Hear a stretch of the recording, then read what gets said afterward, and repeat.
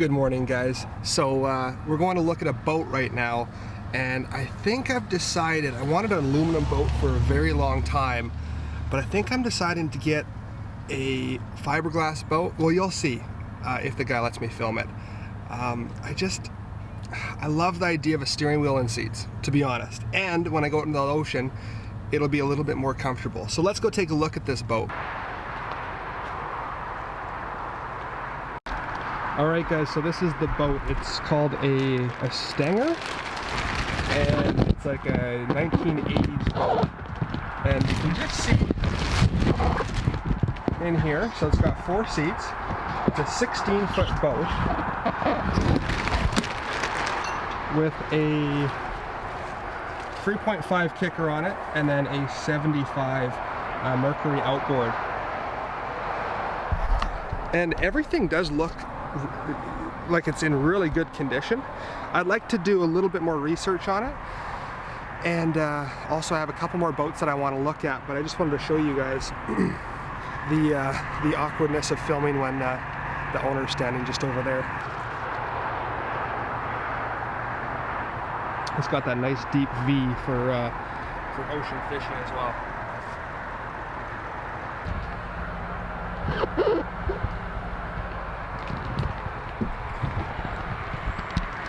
So I'm probably saying the name wrong. If you have any information about that type of boat, just let me know in the comment section below. I think it's from Vancouver, BC. It's like a 1982, he said.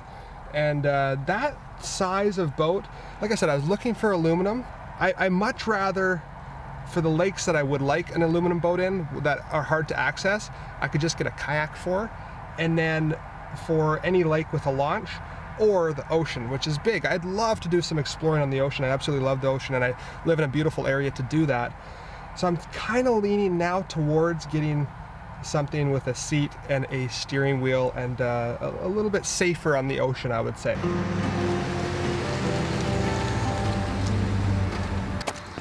Now, there's 2 things that kind of worry me about talking with that guy. One is when I asked him, where's it been? It's been in the ocean, which is fine. I'm going to take it in the ocean. If you have a boat, why not take it in the ocean? But I said, did you flush it out after every time? And he's like, you know, that doesn't really matter. But I've heard that does matter, because corrosion will build up in something, and the engine will kind of be not the best. Number 2, he says that they just put the tarp on, which means that water's been basically drenching the cabin of the boat, and I don't know if that's the biggest deal either. I don't know much about boats, so I think I'm gonna go get a checklist, and next time I go visit a boat, I'm gonna go through like a professional checklist and check some things and learn a little bit more about it. It was going for about $4,000. He said that he would take much less than that because he wants it off his property. So I don't know, maybe $3,500, $3,000 is the question that I have for you guys. Is that boat worth $3,000, $3,500? I don't know enough about it, but you lovely subscribers, comment in the section below and tell me what I should do. I think I'll go look at a bunch more boats to kind of get an idea of what is in my price range, and then go ahead and pull the trigger soon, because I am missing out on some amazing fishing and some amazing exploring without a boat. It's driving me, I wake up every morning and I'm like, oh, I wish I had a boat today, because I'd like to go here, this lake, that lake, this ocean, around here, around those islands, soon. So I will be keeping you guys informed of my decision, and I'm very excited about it. But today, the plan for today's video was to make some food over a campfire, because it's been a long time. But as we started driving out here, I kind of lost the incentive to cook today, and we started seeing all these signs for real estate, and so I'm changing the video to searching for real estate today. But we're gonna do the cooking video real soon, because we have all the ingredients to make. I'm not gonna tell you yet. Oh no! Yeah. What's this? Dirt. From where? From your filthy truck. My truck is not filthy. Look at it. It's so clean. Look, it's so clean. Look at that. Where? Every time I get out. So you need to start using the step thing. I don't like to. That's what it's there for. I like to just jump out. Am I doing the same thing? Yeah.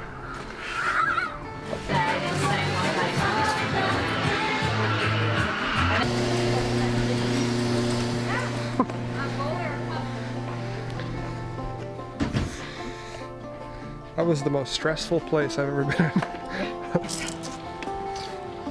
Good sandwich.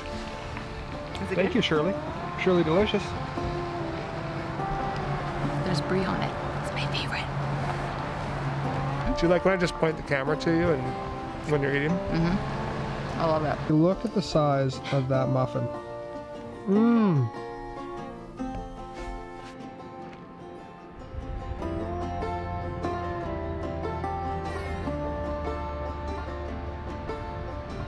And this beautiful beach was right around the corner, so we thought we would come and enjoy it before we head down the road. Did you find the back roads map book? Do you want to grab it for me? We kind of abandoned plan. We just started driving, it's up here on the right. We just started driving around and we're just looking at beautiful homes now. No, one more.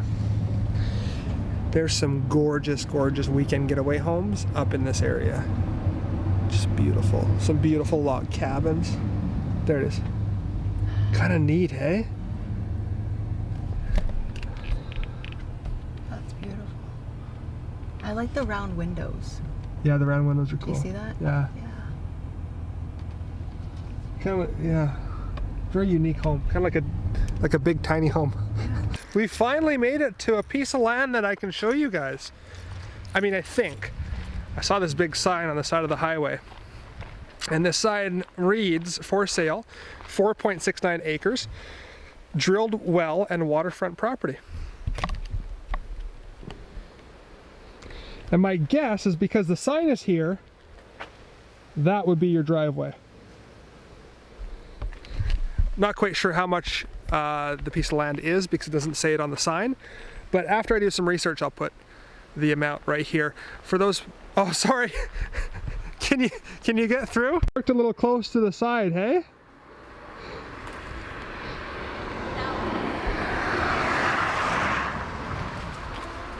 What's that? I can't get out. Can you go? It's tough. What? It's tough. Yeah, I guess I'm kind of over there. Hey, we're in the road. We're in the middle of the road. Whoa, whoa, whoa, whoa, whoa. Woo!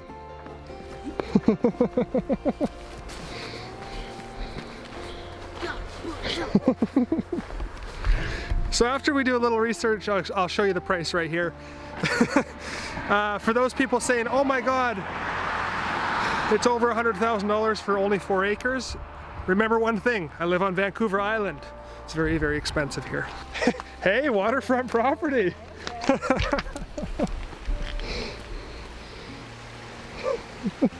don't get it. Well, so this is the water, the drilled well.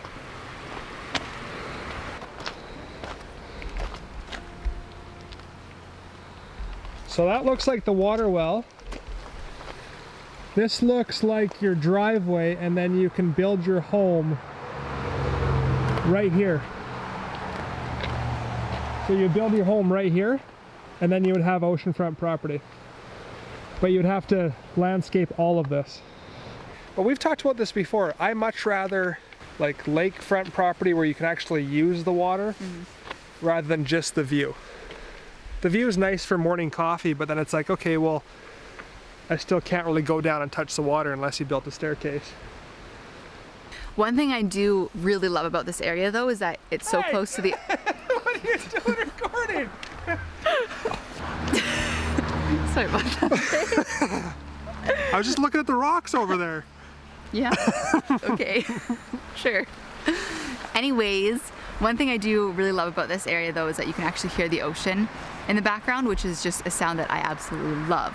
So I get what you mean about not being able to like physically go out and utilize the water there. Yeah. But I think there is something to say for the sound of the ocean. Yeah. Like the ocean waves. Yeah. They I both love have their benefits, for sure. Yeah. And I know it doesn't look like much from this angle, but if you were to cut down these trees, like there's probably about 10 trees, like you would be able to see the ocean, and then you'd also be able to see some of the, I think those are the Olympic Mountains in Washington. And this is just a beautiful strait called Juan de Fuca Strait. Or you park your camper right here, and you hook up to water. and you're good to go. It's fun looking at land though. I mean, this is very undeveloped land, but it's fun. You were saying this morning that how much you love looking at property, just driving around looking at property and pieces of land. I'm sure you guys love it too. Just a fun way to spend a Saturday. I keep thinking it's Sunday, but it's Saturday.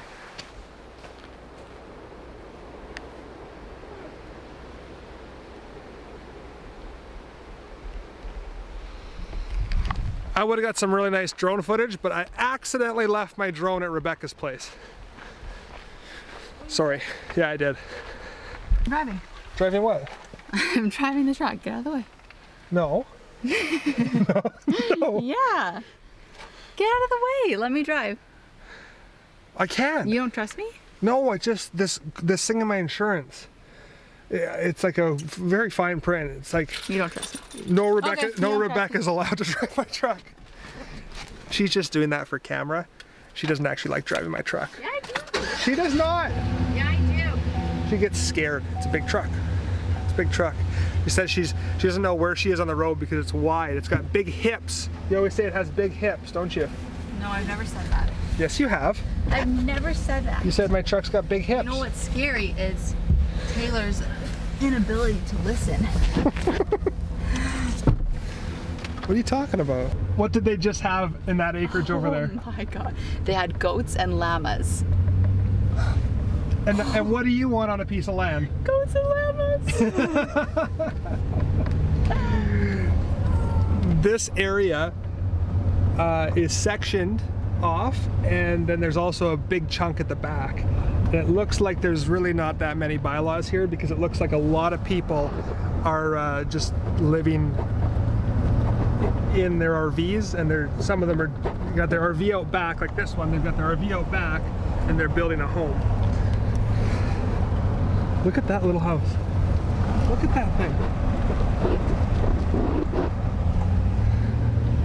And the last piece of land on today's tour is this. 160 acres of land for $699,000. So, talking about land, there's pros and cons to each style. The style with the view, the wide open chunk of land in the middle of nowhere, and then the piece of land that's by the lake. You know, with the lake you get to go out, take your boat whenever you want. The view is beautiful for you know, early morning coffee times and dinners, watching the sunset. And the real open piece of land, like the bigger chunks that are very undeveloped and in the middle of nowhere, I really like them because it's in the middle of nowhere. You know? And once you start getting past 10 acres, you get into 20, 30, 40 acres, yeah, the price goes up. But just think about how much flexibility you have with that. You know, you can start your own RV park, you can start building tiny homes back there. Great investment, because later on, especially being on this island, they're gonna come to you because expansion's gonna occur, and they're gonna be like, hey, we wanna subdivide your area, and that's when you know, give them 20 acres of land so they can build some homes, and then you charge a pretty penny on top of that. So, I don't know. What would you do, the view, or, because you like the view, you like coffee time. It's tough because I do love, like, I love the idea of being able to take a kayak down to the water, like to a lake or something. And I don't really want to be on the ocean with a kayak or anything, I don't think. Yeah. But the only issue is that if it's a lake, it depends how far inland it is. Because I find the more inland I get and away from the ocean, the more kind of claustrophobic I feel. Right. I'm not sure why, but I just feel like when I'm near the ocean, it's like, oh, I'm open space. Right. So I don't know, that is tough. Could you imagine owning 160 acres? Like you could drive for hours and that's all your land. No. I like the idea of that. I don't even like the idea that much because it's just more to deal with, you know what I mean? Like more to maintain. But you wouldn't maintain this because this is just a forest. Like you bought a forest. But then why? I don't know. You could run around and it's your land. You could see someone on it and they're like, you know, quadding, and you could be like, hey, I own 160 acres. I guess so. I'd still let them quad on my land. I say that now. Anyways, guys, that's it for this video. Keep living that dream. As always, take care of yourselves. Until next time, I was about to say the next video will be, but I never stick to it. So why even say it? It's just gonna be a surprise. Hope you enjoyed the random vlog today. That's life. That's life, exactly. See you guys. Have a good night. Bye-bye. Bye.